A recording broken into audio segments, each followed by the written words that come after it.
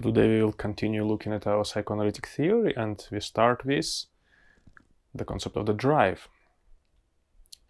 The drive is foundational concept for this theory and, well, for human becoming in general as well. It is by discovering the theory of the drives, or by formulating the theory of the drives, that Freud has developed psychoanalysis. That and the theory of repression. The repression theory came first, actually. Then the theory has been developed by such analysts as Jacques Lacan, which we are primarily following in this module on psychoanalytic theory. To start with, well, we definitely need to look at the beginning, yeah? The human being is born into the world, and unlike other animals, we are quite helpless when we are born. We don't have any motor coordination. We can only lie down and beg for food through crying. And that action of crying is itself already an expression of that which will be considered a drive. But here we need to differentiate between the instinctual need, demand, drive, and desire. This is why we have a donut drawn on this whiteboard. I hope you can see it. And the reflections are not too bright. How will donut help us to differentiate that? Well, you'll see. Well, first of all, instinctual need is something that is definite, the biological urge that can be appeased, such as hunger. Baby cries, hunger is alleviated via feeding, baby stops crying. Or tiredness. Baby wants to sleep, it cries, then it's lulled, it pacified, it sleeps. Instinctual need thus appeased, it's satisfied. And that's that. That can be dealt with. However, there is something else. And this is due to initial helplessness of a human subject. Here we need to look at the fact that there is an element which arguably animals don't have as pronounced. That is what differentiates us from animals. And this is consciousness, particular human consciousness, embodied in this heap of matter. So that, when it is experienced by incarnate being, it doesn't quite fit with the undifferentiated mass of matter. So the perception of matter is bewildering at first. The body is not constituted as totality, as unity. It is fragmented, it is disjointed. It is displeasing as well. The consciousness, when it is manifest in the body, however, well, according to Eastern teachings, appropriates this body as something lasting, as something that has permanence, solidity, unchangeability to it. However, the perception itself is vague, is fragmented, is not sure, and hence it's displeasing. Apart from that, there are urges to this body, and this is what particularly is considered the pressure of the drive. The libidinal urge, which comes from the inside and puts the pressure upon consciousness, which is incarnate in the body, which is, apart from that pressure, also disjointed and fragmented. So this is another reason for children crying. When that pressure hits,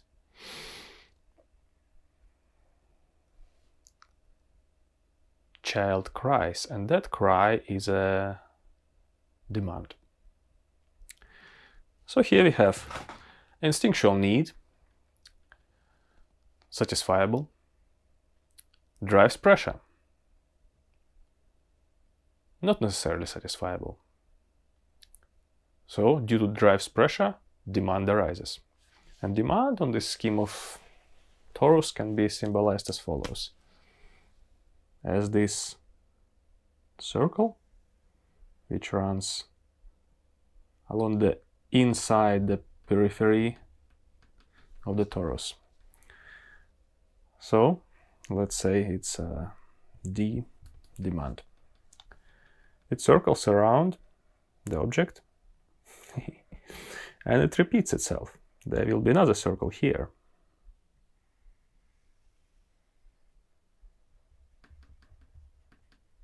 And another one here.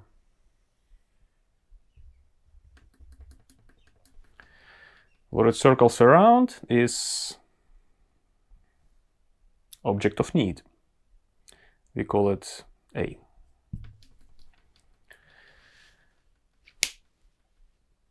The circling of the demand over the object of need, in this case, the pressure of the drive,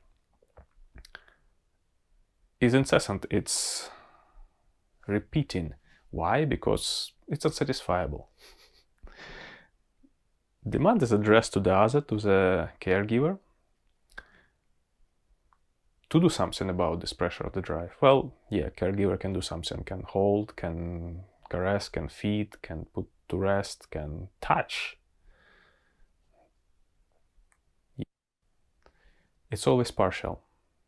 And we'll see why later on when we look at the scheme of the drive and its components. Consider this as the body and the demand circling around the object of it, which is A, which has to do later on with object or tre, A or other, or tre, French for other.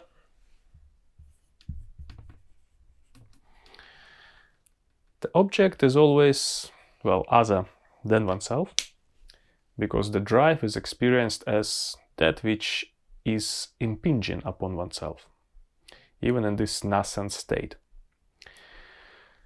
It's internal pressure, it's excitation, which comes from within. It's erotogenic. And this is what we need to understand first in regards to psychoanalytic theory, that psychoanalysis works with erotogenic body. The body overwritten with language, which binds the libidinal excitation. What psychoanalysis works is the body filled with drive, the body filled with desire, drive body and desirous body. And this is what we got to differentiate next. What is desire?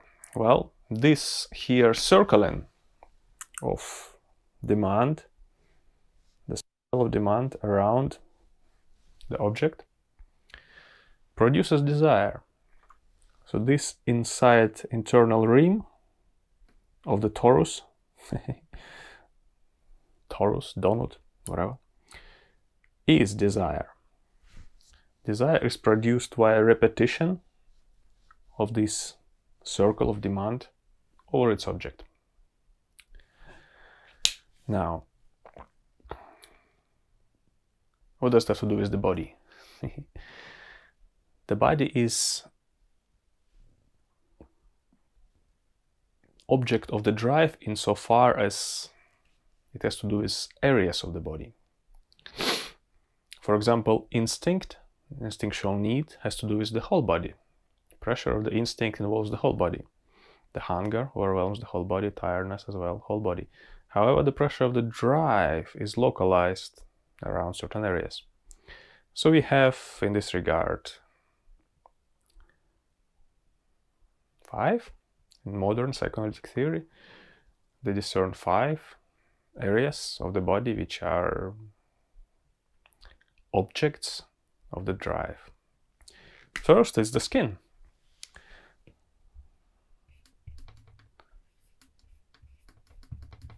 So we have here dermic drive. The object of this drive is the skin. Why? Well, that's the very first area through which the contact with the other is established. Through holding.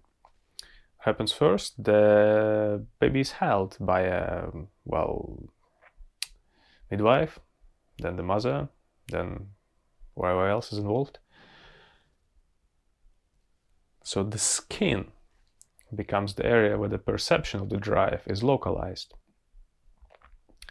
Libidinal pressure arises at the skin, then, due to excitation which follows, the demand starts to swim around the object, which in this case will be the skin. And there are, well, stages at which it can be discerned. At first, there is no separation between the body of the other, mother, and the body of a subject. There is unity, there is fusion. There are no body boundaries, no differentiation between oneself and the world. So we have skin as the initial border between oneself and the other. Signification of the boundary between self and other and the outside happens through the skin. However, there are not yet any discernment between particular areas, yeah, that comes later. Second object all around which the drive circles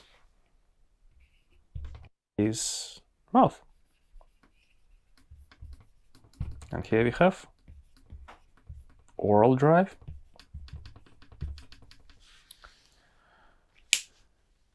feeding, obviously, the contact of the baby's mouth with a nipple.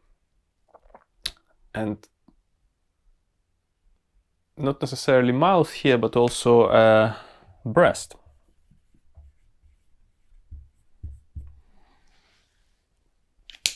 Object of the second partial drive, the oral drive, the breast and the mouth. Again, as you may notice, each of these objects has a rim. Mouth has a rim, skin has a rim, well, breast and nipple has a rim in a certain way. By interacting with that, the locus of sensuality that drives excitation concentrates around the rim of the object.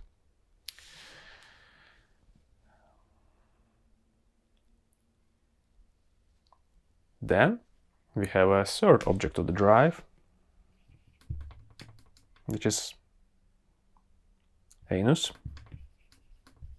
or feces, and this is anal drive.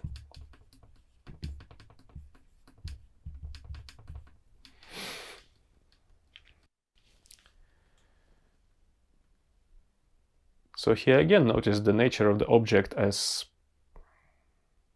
kind of not belonging to the organism on the inside, but something in between the outside world and the inside.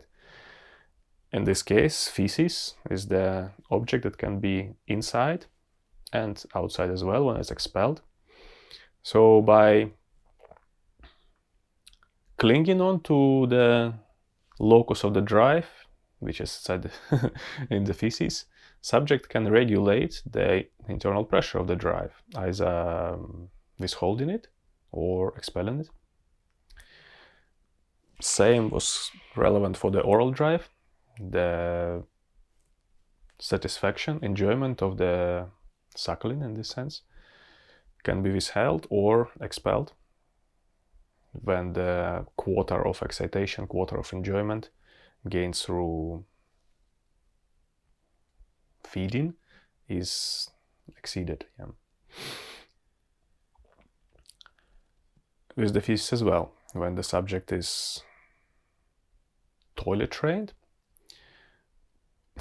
and this is not common in children, they can play, so to speak, with the feces, either with holding them or expelling them slowly or not expelling them at all, simply to work with the level of excitation, level of enjoyment that this process entails. So Freud discerned between phallic drive and then genital drive, but then Lacan got rid of those drives on certain grounds and added two other drives instead. And this would be drive localized around the voice, which is the invocatory drive.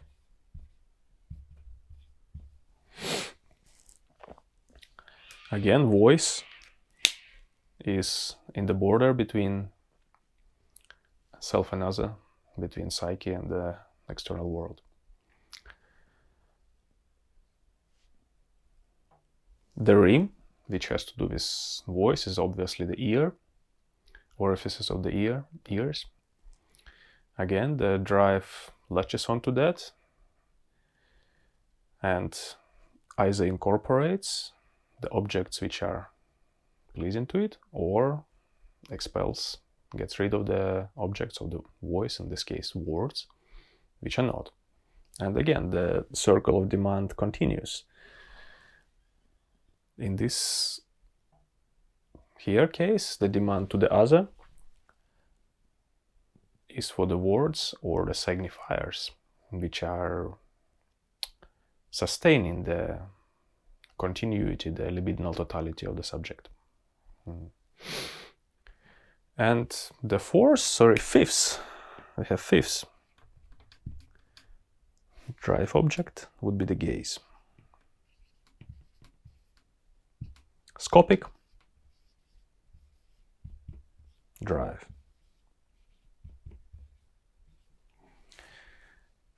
Here is the assemblage of drives in the psychoanalytic theory. Once more, gaze, something in between the subject and the other. Through gaze, the identification then takes place via reflection, but that has to do with mirror stage. So now, let us look at to the involvement of these objects in process of repression. So the primary repression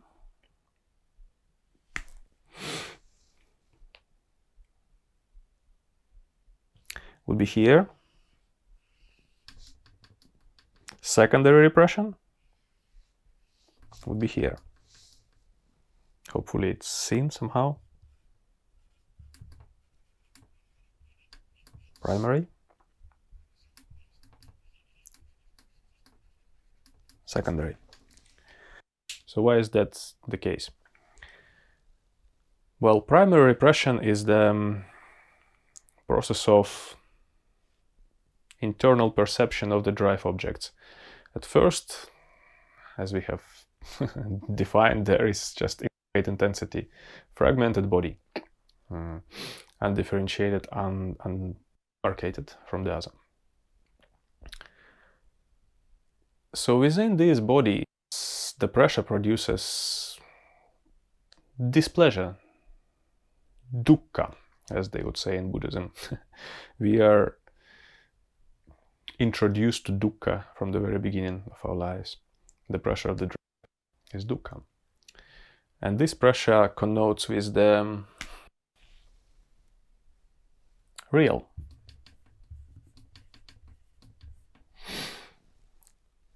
Object of our drive is the pressure which comes from the real of the organism, the real of sexuality, as well as real of fragmentation, the real of bodily existence. Again, the consciousness incarnate into this body perceives it as the as a nightmare, as a mess. It's uncoordinated, fragmented, undemarcated. The perception at this stage of the first months of life is hallucinatory.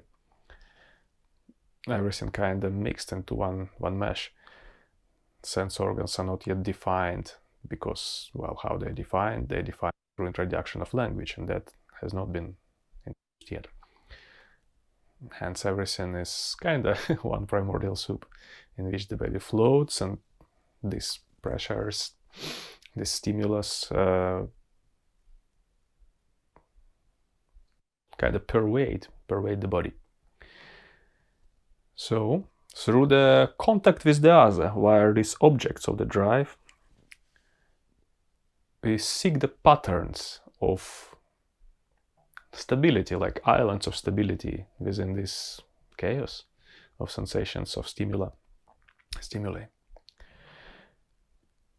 Freud called these islands think presentations. I write it here. Think presentations. They are retained inside the memory traces. It's another term that Freud came up with. And they render this scope of sensorial plethora bearable. So we can start to latch on to something within organism through the contact of the other, via skin at first, mouth, and find something within this body, something within this organism that is okay to cope with. So we can find some degree of peace inside the flux of phenomena. So because we latch onto these thing presentations as bearable, well, we get rid of that which is not bearable. And that which is not bearable is expelled into the area of, well, which later on can be called the unconscious. So there are these primary processes: incorporation and expulsion.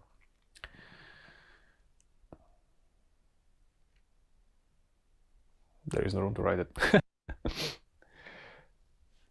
That which is pleasurable, via reflection with think presentations which we have acquired through the other, through the contact with via skin, mouth, anus, feces. Because that which is pleasurable then can be retained, that's why feces is held, and that which is not pleasurable is expelled. That's primarily the mechanism of satisfaction behind the defecation. Same with feeding. The pleasure of suckling onto the mother's breast then is transposed on the variety of other objects. Hence, babies continuously put things in their mouth, trying to extract the quota of satisfaction out of all these various objects.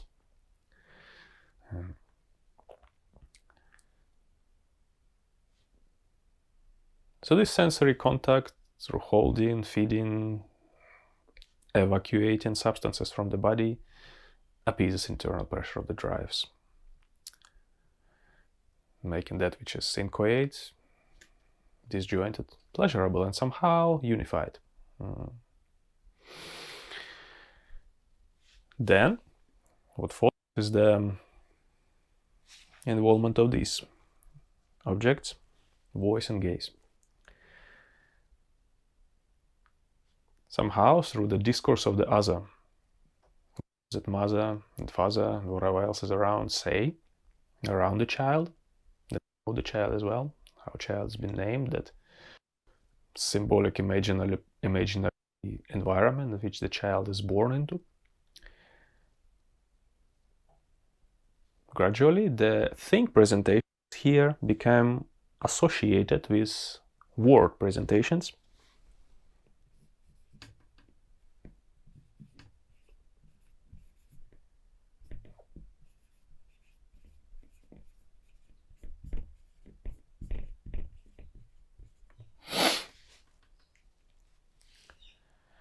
Word presentations, well, they already necessitate instantiation of language.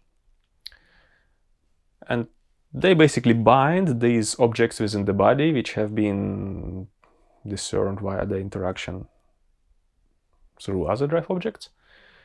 They bind them with signifiers, with the elements of language that have been incorporated from the field of the other. This renders the real of the drive bearable, even more so, because now it is gradually enters representation via signifying elements, which again are voice, language, something in between, a subject and the other, a buffer, a medium.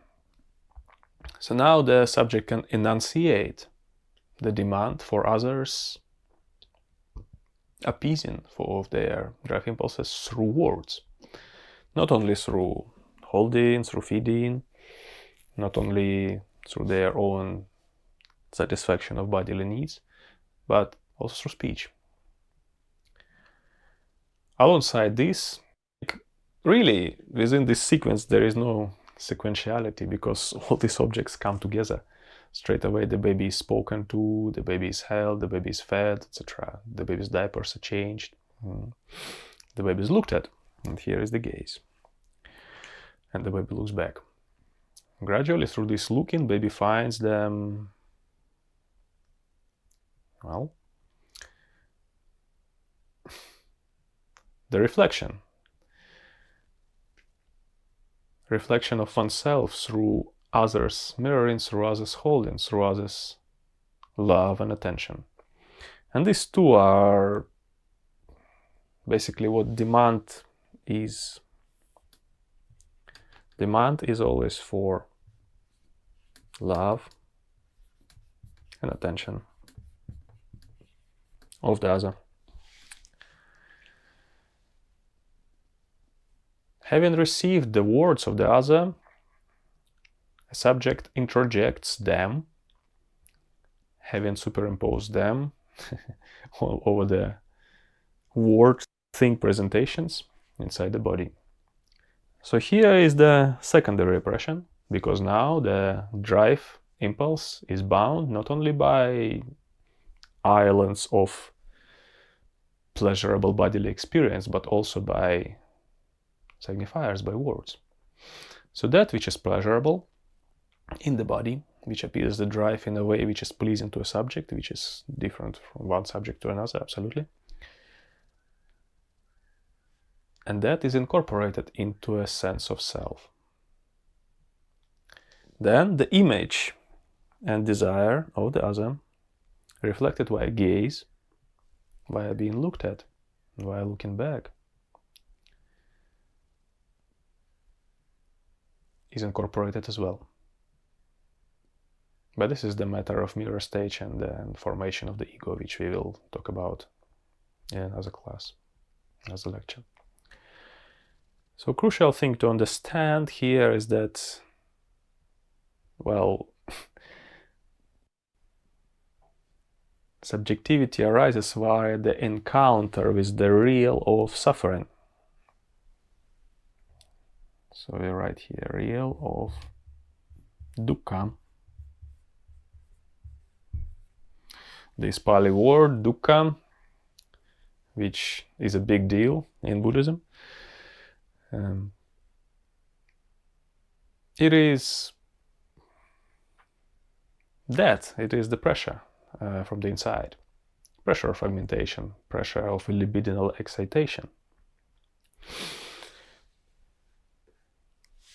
In response to that, via others' mirroring, through the drive object, via circling the demand around the drive object, subject forms, well, the initial imprint of their selfhood. Because selfhood, initially, this blueprint of ego, ideal ego, is formed via incorporation. I think I got to write it down somehow here, because these two processes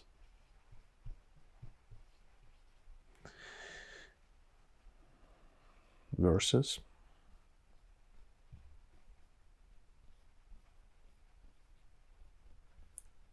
expulsion are foundational for the formation of ideal ego. So this here goes into forming, I don't know if you can see,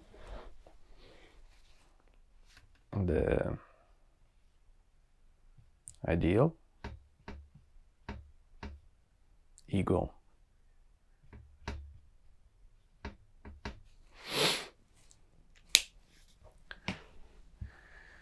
Incorporation. Love and attention of the other, demanded from the other, circles around the object of suffering, basically. Because the introduction of the drive at the place of their object, where this object is localized in the body, is the reflection of suffering. The way how other responds to this suffering and the way how it is incorporated determines the formation of the ego. Well, how? The mirroring, the appeasing, the holding, attention and love, when they hit the spot, when they answer the demand enough, they go into the building block of ideal ego. So subject forms this battery of signifiers, the words which other has said, which hit the spot the way the other held, a subject which was good enough in terms of giving pleasure and satisfaction and the refuge from the intensities of the drive, and the way how the other looked at, with love, with care, with adoration in some ways, with vouchsafing, safeguarding, providing this sense of safety, sense of belonging, sense of being loved. That is being incorporated into the ideal ego. So around the position of that, everything from the other which didn't quite respond the demand to the pressure of the drive is being expelled. Later on, this will form structures like alter ego and the unconscious, and this is where the whole dualism of conflict, intersubjective conflict, the splitting of subjectivity comes from. So this is the root, and this needs to be understood before we start delving into more deep, intricate concepts of psychoanalysis, psychoanalytic theory.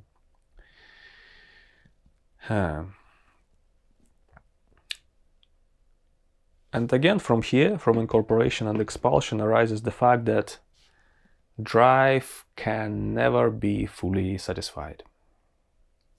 Why? Well, because only some forms of others mirroring, some ways where others' love and attention manages to appease the drive's pressure, only some of them are incorporated, others are expelled.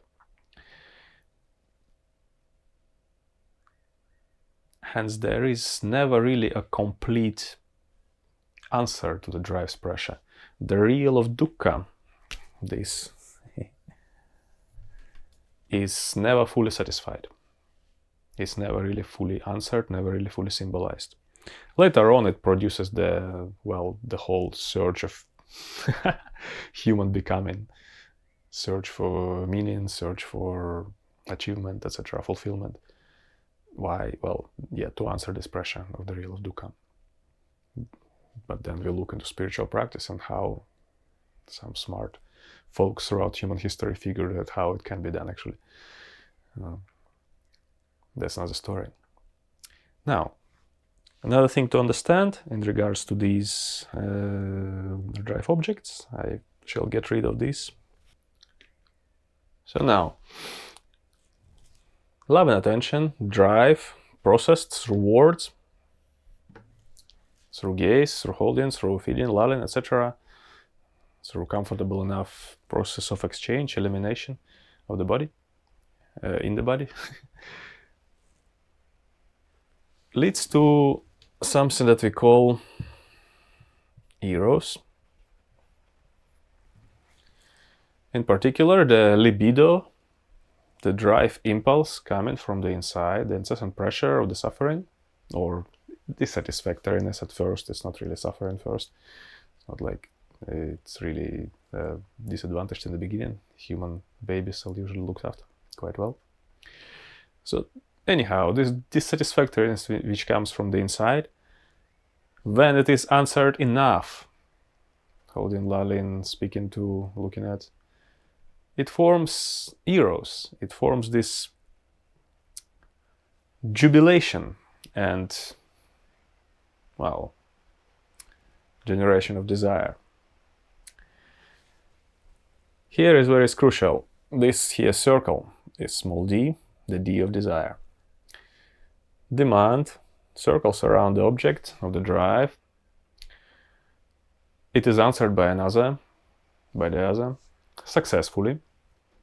So, successful answering produces jubilation, happiness, joy.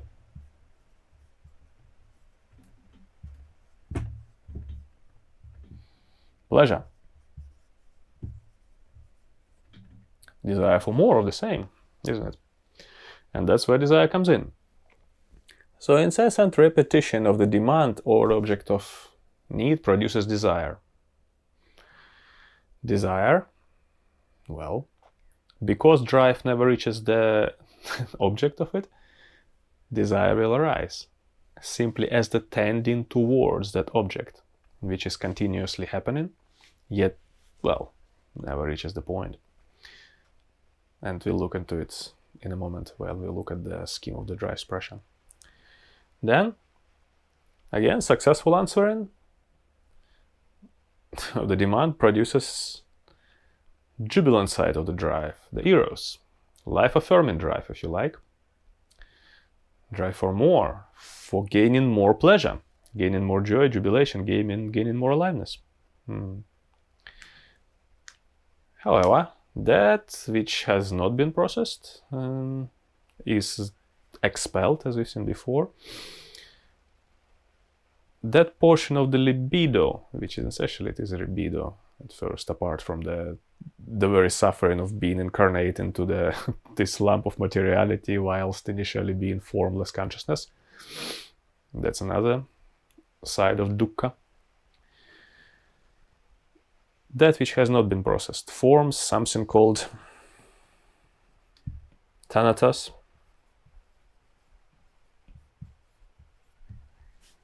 or the death drive. And that is uncanny. Yeah.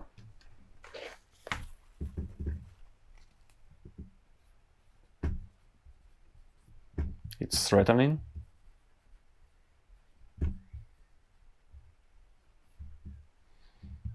It is, well, shattering to a certain extent when exposure to it is done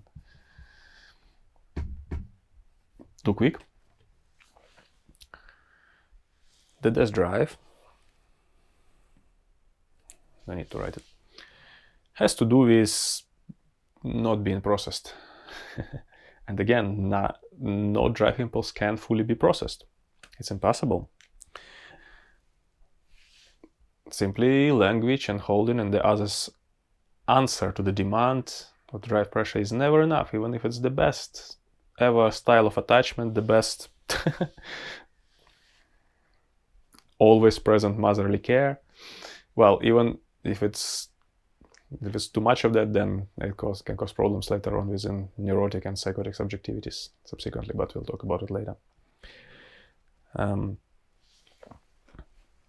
This, when it is encountered, it is producing anxiety, definitely. But here is the dualism of the drive, yeah? That is drive. It's jubilant expression and it is anxiety-provoking expression. Again, they exist as if on a Möbius strip, these two sides of the drive. I haven't prepared Möbius strip for you, but okay, you know where it is. Hopefully it's if you take the sheet of paper and twist it and then connect two sides, so the inside of this loop will be turning into outside continuously. So it's never inside and outside on Möbius strip. It's always flux of one into another. Same deal happens here with Eros and Thanatos. Because answering of the other is never completely enough, gradually that search for pleasure which demand is addressed to goes beyond pleasure. And that's what Freud has formulated, writing down the beyond the pleasure principle, having discovered that in neurotic symptoms there is always a sliding beyond the symptoms, as if wanting to take pleasure in the suffering of the symptoms.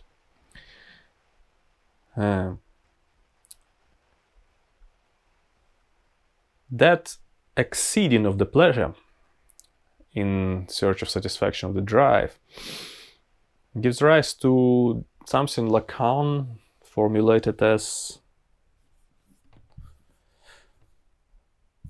jouissance.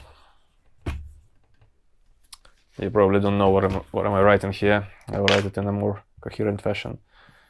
Jouissance. To jour, in French, to enjoy. However, it's not just enjoyment that the drive seeks due to its dualism. It seeks the enjoyment beyond pleasure. So it's a kind of desirable,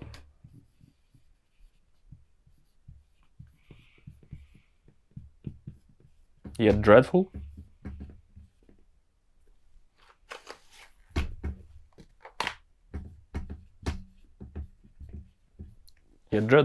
kind of pleasure, kind of enjoyment. Jouissance is a kind of clever way to symbolize this dichotomy, this dualism of the drive. When the pleasure sought by a subject is not met through others' response, it exceeds itself and goes into the displeasure. And that full circle is enjoyable in an uncanny sense of the term. This is where neurotic enjoyment of the symptoms or psychotic enjoyment of delusion, which is a thing, arises from jouissance.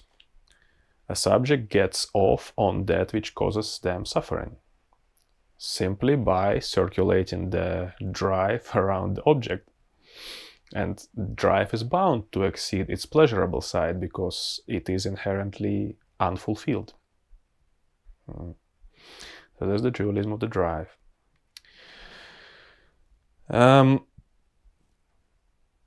However, this exceeding of the constant exceeding of pleasurable side of the drive is that which gives rise to a very particular kind of desire. So say here, this desire. When desire constantly circles around unsatisfiable demand, which sooner or later it will bound to discover that dukkha is ubiquitous. Whatever we do, trying to appease, satisfy the drive to appease our suffering, reaching for others, for objects, for attainments, it never really hits the spot. It always is not enough. It always not that. So some go at quite extended lengths at that. By extended lengths, I mean you can drive yourself to death. Why the drive? And at that moment where sort of all the involvement with the world, yeah, with the other, with the attempt to deal with the internal pressures, produces something called desire born by death. Desire born by death. This kind of desire is, when tapped into, can be very useful, especially for the spiritual cultivation, because it, even having entered that through the sounds, through exceeding the pleasure of the drive, yet having not indulged in it, which is something that stands on the side of Thanatos. And this is how dualism of the drive can be rendered through Buddhist framework. Let me write here again, I'll start with the second. That which corresponds to Thanatos would be Vibhava, Tanha, or the craving for non-existence.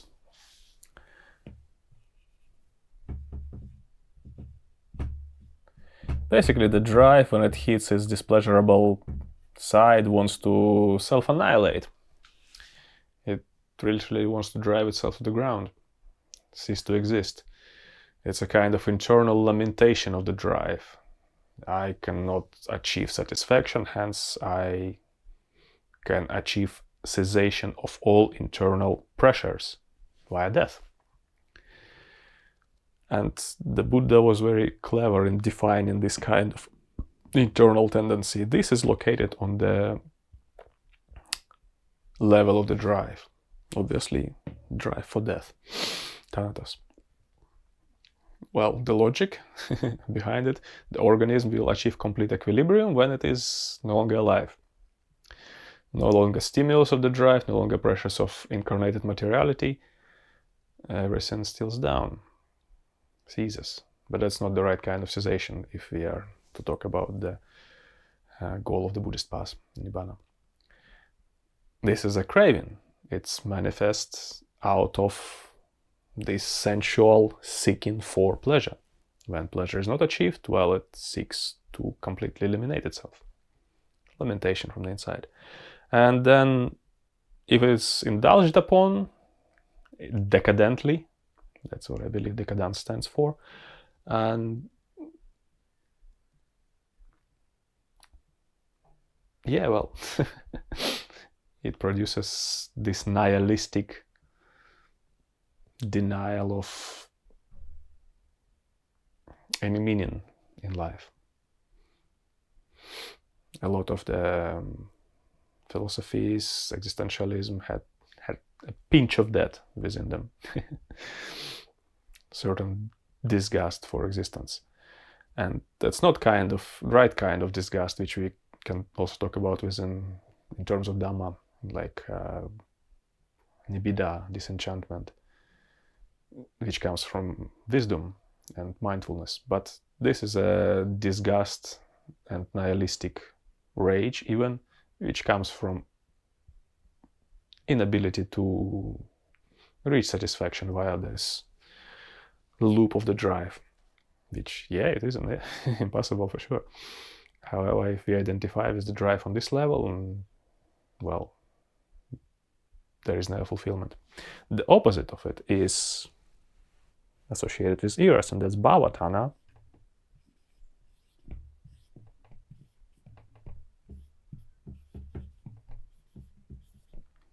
Craving for existence.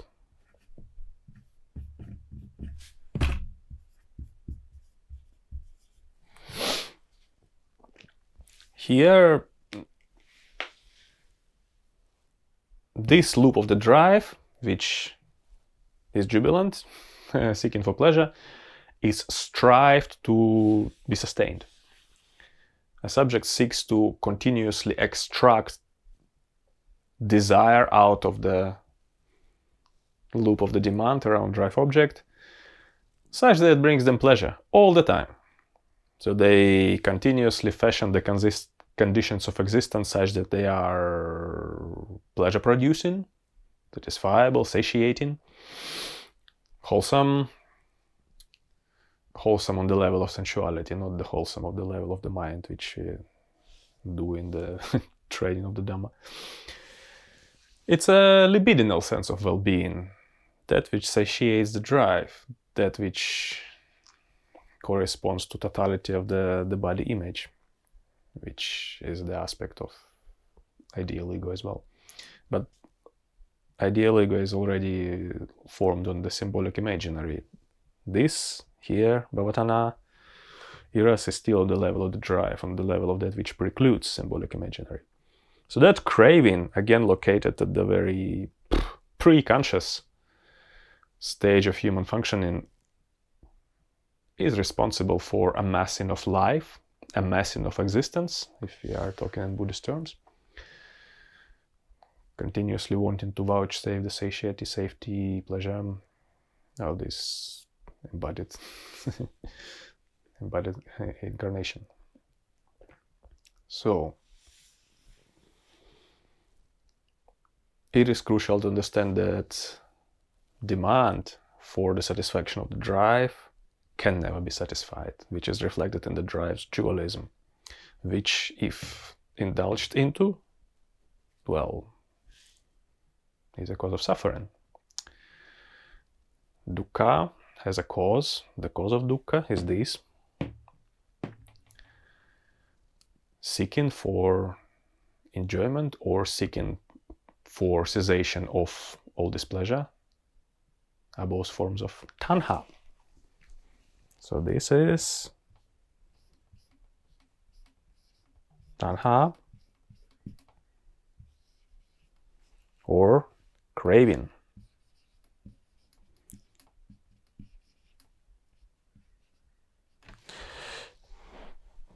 These two definitely have connotations, as you have noticed, but I'm not going to mix the system and say that drive is a form of craving.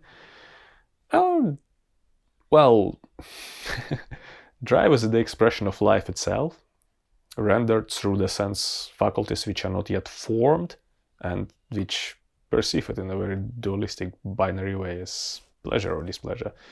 That which is pleasurable is incorporated, displeasurable is expelled, hence later on when we try to reach them on the inverted ladder of the desire, they are inmixed like on a Möbius strip, and one is turned into another. So there is never really completely pleasurable something. All pleasure, if experienced for a long time, turns into its opposite, simply because of this circling of, well, that symbol over there, Taiji, yin and yang, which is another rendering of the Möbius strip in Eastern fashion. The extreme of pleasure will produce displeasure, and the other way around, which is capitalized upon in some practices, such as sadism or masochism, etc. The extreme of displeasure produces pleasure for the libidinal body. Okay, now let us look at the curve of the drive to again illustrate how this circuit of the drive is. So here we have object, attraire, the object of the drive. By the way, this term object attraire, coined by Jacques Lacan, is a collective term for all the partial drive objects: dermic, oral, anal, scopic, and vocatory, gaze, voice, feces, breast, skin. Collective term for all these objects. Yeah. Partial objects located on the border between other and the self. So that here is the drive's aim, and I'll explain why. And this here is the ring around which the drive circles, and this here is the goal of the drive. Okay.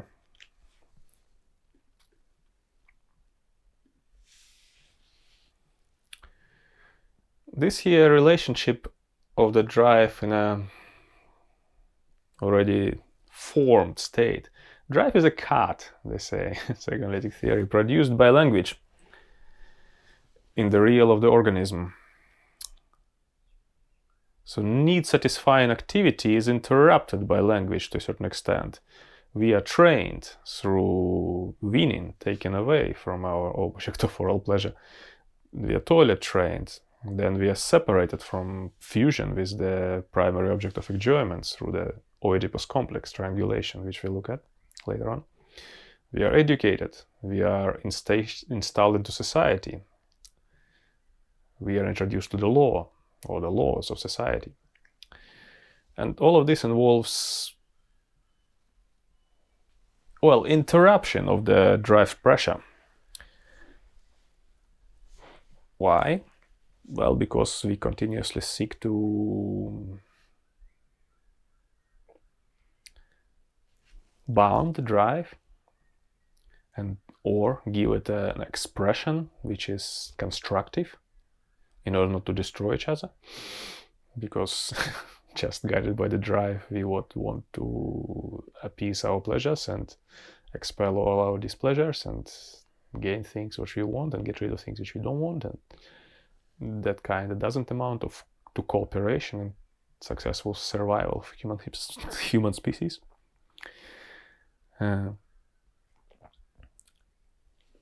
So why these early stages, weaning, toilet training?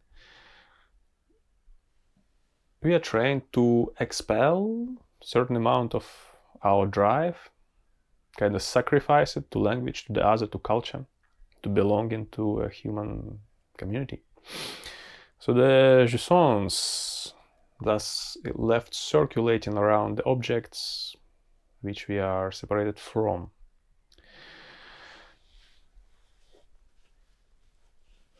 Of course, they are localized in the body, and this is where the drive circles around. That's something that later on in the libidinal body becomes erotogenic zones, yeah?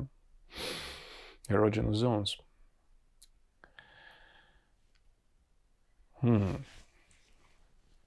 Again, this circling of the demand around the object is the aim of the drive. How it goes. So, components of the drive discerned by Freud, and they're kind of similar between drive and need, but there are differences. So first component is the thrust of the drive. The drive's thrust is to circle around this object, and it is constant as opposed to the thrust of the instinctual need, which stops, yeah? Which is the subject to rhythm. Hunger is appeased by feeding and its thrust has stopped. Tiredness is appeased by rest, sleep, and its thrust is stopped. Thrust of the drive, libidinal pressure, as well as the constant thrust of the real of dukkha, impinging from within. Thrust of mortal materiality is constant, yeah, constant.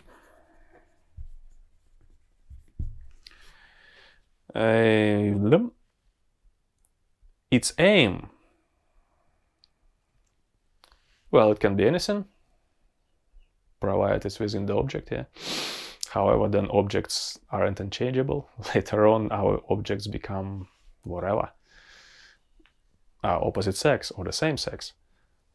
Certain achievements, certain objects, whatever are the objects of our drives now. Cars, houses, careers, attainments, schemes, plans, concepts. Well, probably spiritual awakening can be also that. And that's the aim, another component. Ta-da! Aim circles around the object. Again, with regards to instinct, it's particular. Food satisfy aim of the hunger drive, or hunger instinct, sorry. Hunger is not the drive, by the way, it's instinct. etc. Aim of the drive is uncertain. It can be anything. It's not particular. Not particular.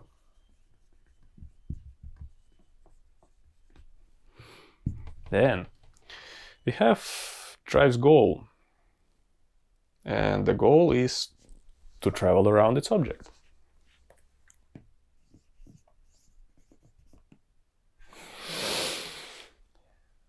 Well, obviously there is object of the drive, object of the drive.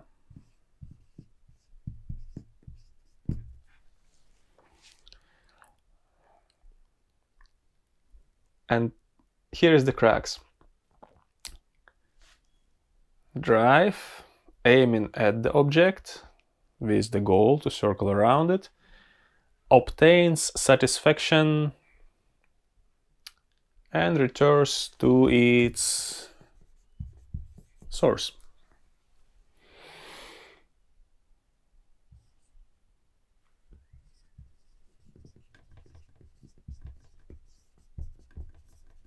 So satisfaction is attained not by gaining the object, but by circling around it.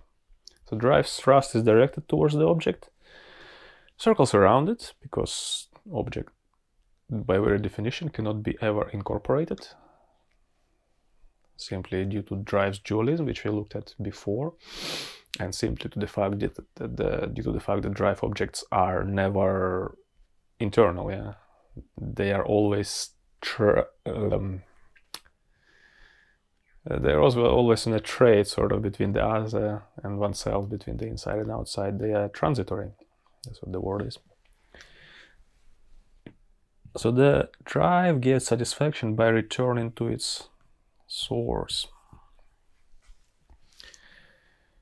which is the rim.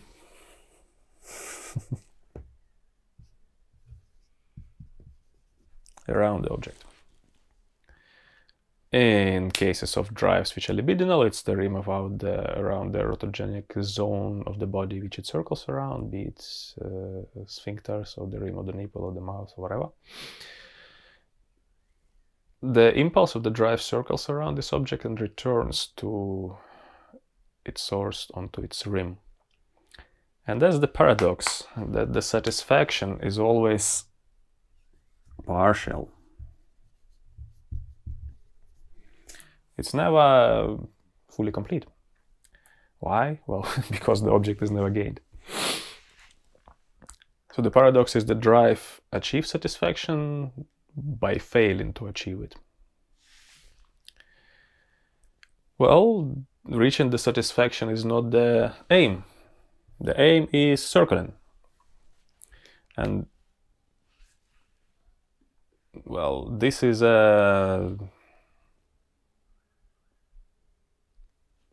where language comes in, where the symbolic imaginary exchanges between subjects and the other, or symbolic imaginary and real exchanges within the psyche, become relevant in the economy of the drive. Because aim of the drive, which never fully complete satisfaction, is to inscribe something from the real of the body, from the real of the drive, real of dukkha, if you like, if you are at that level of practice, or is to inscribe it in the symbolic imaginary, or to inscribe something of symbolic imaginary, something of language, and ideal ego onto the libidinal body. This is quite well illustrated by Freud's classification of the stages of the drive, which we'll look at now. First is the active stage. Here, an active stage, the drive reaches out to its object in the other. Again, because the object is in between oneself and other. Elementary example, the breast. And a toddler reaches for the breast, yeah, in order to incorporate the pleasure which comes from it. Remember, it's never just satisfaction of instincts for human beings. Never. We always seek satisfaction of the drive as well, and even more so than instincts. Hunger can be appeased, but drive cannot. Hence, we always seek to satisfy it, and we always reach towards it. So the thrust of the drive, at first, the active stage, just reaches towards the object in the other. Whether it's for others' words, or for others' gaze, for others' love and attention, for the pleasure or whatever, connection of the objects of the world. Second stage is the reflexive stage.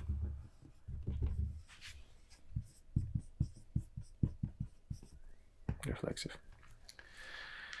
At this stage, it has circumscribed the object to its aim, returning back to oneself, to its source, because the source is within oneself, within the internal pressure. Having circumscribed and returned to oneself, it brings something of another, something of the object in another. Autre also refers to the big other.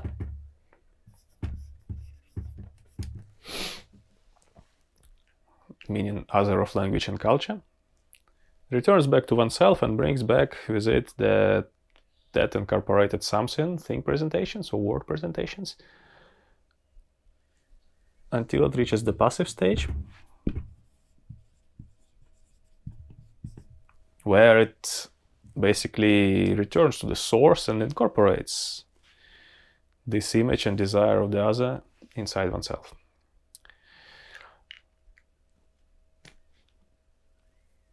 At this stage, this drive object here is inscribed into the big other.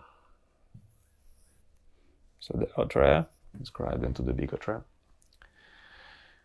How the drive, its thrust, its dynamic, its tension is processed through language and culture to a certain extent and inscribed in the other. So in this way, initially inanimate field of language becomes animate, enriched through the raw sexuality, raw expression of libido and suffering of a living being, which pertains to the drive object.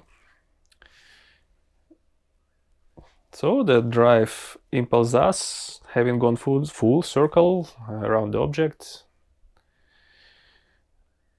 allows the other to dispose of oneself. So we take this impulse to the other processes it in some way or another, and in this way, this impulse is kind of disposed of. This quarter of affect is get rid of. It's either spoken by or evacuated by or heard by the other, and hence it's no more to a certain extent. But we know that the source is always there, that is never exhausted. It's just the quota which is expressed through the thrust that has been appeased somehow by the other. And here is where we come to the definition Freud gave to the drive, which is most sort of universal regarding all of the objects of the drive. Because drive always reaches out, and that involves some kind of processing, some kind of work on the psyche. Symbolic, imaginary, sensorial, tactile, etc.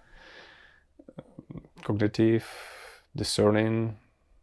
So psyche functions through the drive. That's why it's called drive. It drives the whole show. So Freud formulated as the measure of demand put upon the mind to work. And I will write it down because it's cool.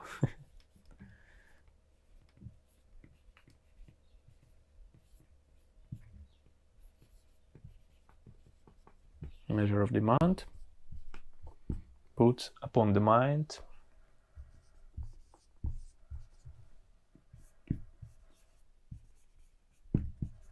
to work.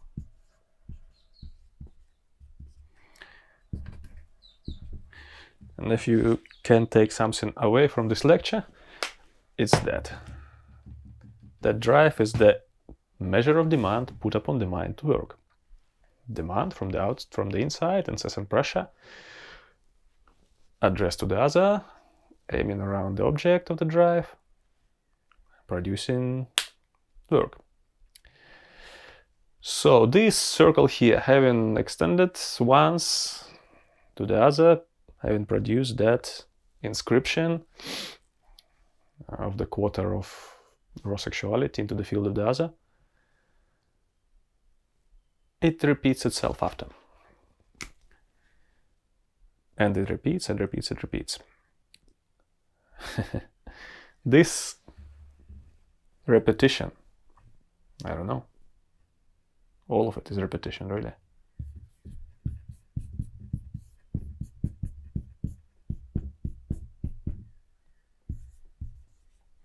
This is the schema of repetition here.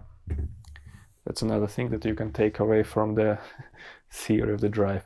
There is repeating, continuously circling, trying to achieve the symbolization of its thrust, of its pressure. And again, we can look into and see the entirety of human endeavors, whether it's in science or in art or in politics or wherever, organization of life. What drives all of it? Well, it's this.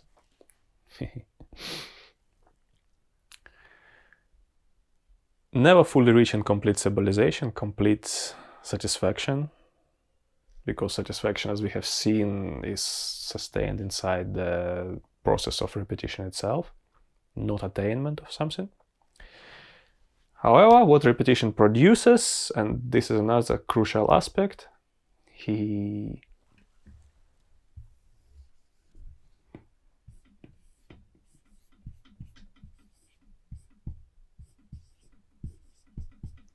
it produces desire. As we have seen in the scheme of the torus, circling around the object produces desire, internal rim of the torus. And then desire can be, of course, taken different ways. Someone's desire is to just gain more of these objects and continuously keep on gaining and gaining and gaining them, satisfying the craving all the time, feeding the beast, symbolizing phenomena, producing scientific research, producing art, producing how you call it in the market economy, whatever, that value on top of the original value, excess value, whatever. So production, repetition. So desire can be aimed at that. However, desire can also aim at something more fundamental, yeah, such as peace, maybe freedom, maybe wisdom. And that's something that we got to come back to the beginning. Before all the machinery of drive has been set in motion, the consciousness has been present in the body. However, it got enmeshed into temporal conditioning, as they say, into these pressures, libidinal flux, unsatisfactoriness. Initially, that consciousness, it seeks the unity with the creation, or the creator, or the source. And maybe this scheme then can be superimposed over there, but we're not gonna do that. That consciousness, well, seeks peace and freedom, seeks wisdom, seeks peace and stillness, which is beyond and definitely more above than just a pleasurable abiding with the drive, satisfaction of the drive, or the process satisfaction of the drive. Continuous repetition of the drive circuit, which is the hallmark of life. This is all basically life. This is how life goes on. There's nothing wrong with that. But the goal of consciousness, more spiritual goal, if you like, is not that. It's supramundane. That which pertains to life here is mundane. The goal of consciousness is supramundane. it is beyond the process of repetition. It is towards some greater state, the peace which is deeper. So it seeks definitely the cessation of repetition and attainment of that which is constant. So the bottom line, that in order to have that wish arise in us, we got to want to understand how it all happens. We got to question at first why I feel this suffering inside of me, where it comes from, and how to stop it. Well, that's the third noble truth. Yeah, the cessation of suffering can be realized, and the fourth noble truth, that there can be a way to cessation of suffering. And in order to have this path going, we need to have this desire must be there. So we cannot get rid of the circuitry of the drive in order to practice spirituality. You don't need to. It's necessary there. We still need that internal impulse. And, well, of course, it's going to be there as long as we're alive. However, the demand of the asava processing, which will produce desire, then can be directed towards something greater. And this is a particular kind of desire that we're looking for. Wise desire, if you like. Desire for peace and freedom which exceeds the mere satisfaction of the loop of repetition, the mundane satisfaction, or preservation of life only. This is desire not only for preservation of life, this is desire for transcendence of the circuitry. Yeah. So this desire, or in Pali they say it's a chanda. Chanda is what propels the spiritual cultivation. You got to want the desire for transcendence in order to practice.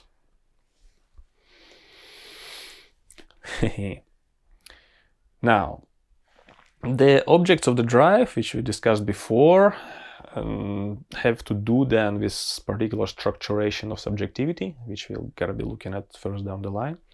But from this lecture today, definitely take out that the drive is the measure of demand put upon the mind to work, and that this process of circulation of demand produces desire.